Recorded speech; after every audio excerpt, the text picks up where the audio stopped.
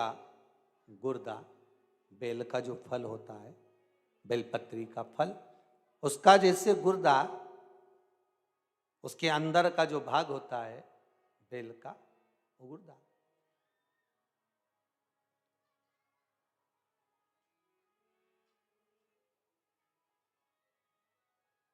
उसको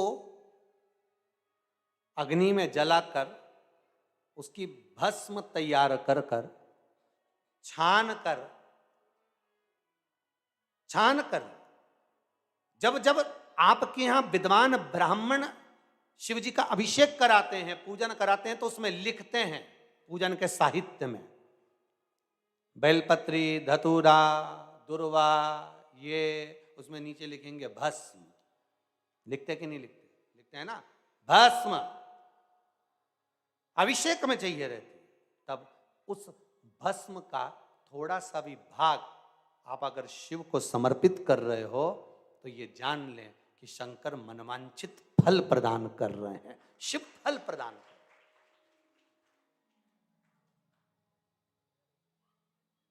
महाराज,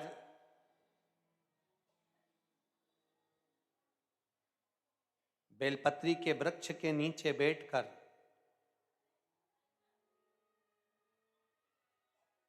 हाथ में एक बेलपत्र का पत्ता रखकर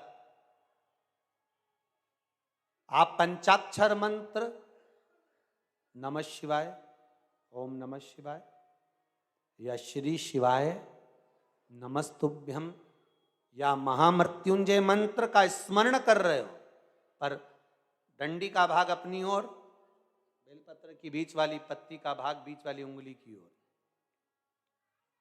रखकर अगर आप स्मरण कर रहे हैं और अपनी कामना कर कर बेलपत्री के वृक्ष के नीचे बैठकर उस पत्ते को सम्मुख रखकर बाबा से विनय कर कर एकांत में उस बेलपत्री के वृक्ष की छांव में,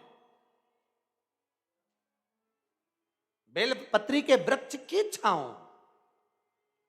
आप कामना कर कर उस पत्ते को शंकर भगवान के ऊपर समर्पित कर रहे हैं, तो ये जान कर रखें कि पार्वती और शिव का मिलन करवा रहे हैं और अपनी मनवांछित फल कामना पूर्ण करवा रहे हैं।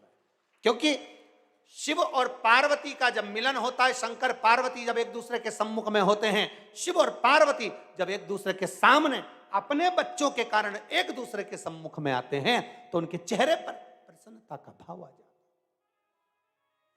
है। फल, मनवांछित फल की कामना आप जिस कामना के लिए कर रहे हैं, विवाह के लिए, नौकरी के लिए, सर्विस के लिए, व्यापार के लिए, रोग मुक्ति के लिए, आप जिस कामना से कर रहे हो, बस उससे कह कर, कभी सोमवार का दिन हो, क्योंकि शंकर जी को सोम प्रिय है, सोमवार का दिन, चंद्र का वार शिव जी को प्रिय है, शिव जी को प्रिय है।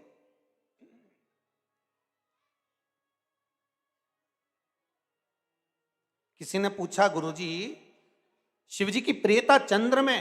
हाँ, क्योंकि चंद्र शीतल है, शंकर भगवान के कंठ पर विष है, शीतलता का भाव अच्छा लगता है।